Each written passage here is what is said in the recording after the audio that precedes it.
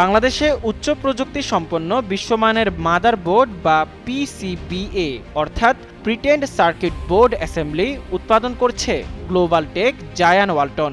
নিজস্ব ও দেশের অভ্যন্তরীণ চাহিদা মেটানোর পাশাপাশি বিশ্বের নানান দেশে পিসিবিএ সহ বিভিন্ন প্রযুক্তি পণ্য রপ্তানি করছে ওয়ালটন।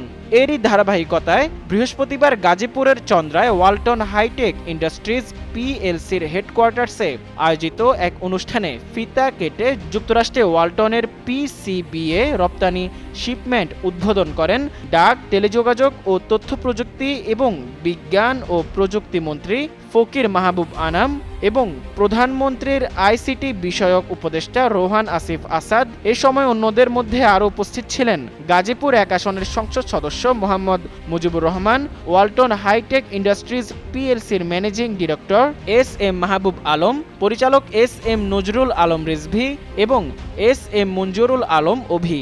বাংলাদেশ থেকে রপ্তানিকৃত ওয়ালটন পিসিবিএ বা মাদারবোর্ড যুক্তরাষ্ট্রের অত্যাধুনিক গানশট শনাক্তকরণ ও জরুরি উদ্ধার কাজ পরিচালন সিস্টেমের সিকিউরিটি ডিভাইসে ব্যবহৃত হবে। আমেরিকার উইসকনসিন প্রদেশে অবস্থিত তথ্য প্রযুক্তি খাতের প্রতিষ্ঠান সেফরো টেকনোলজিস্ট ইনকর্পোরেশন ওয়ালটনের তৈরি এই মাদারবোর্ড আমদানি করছে।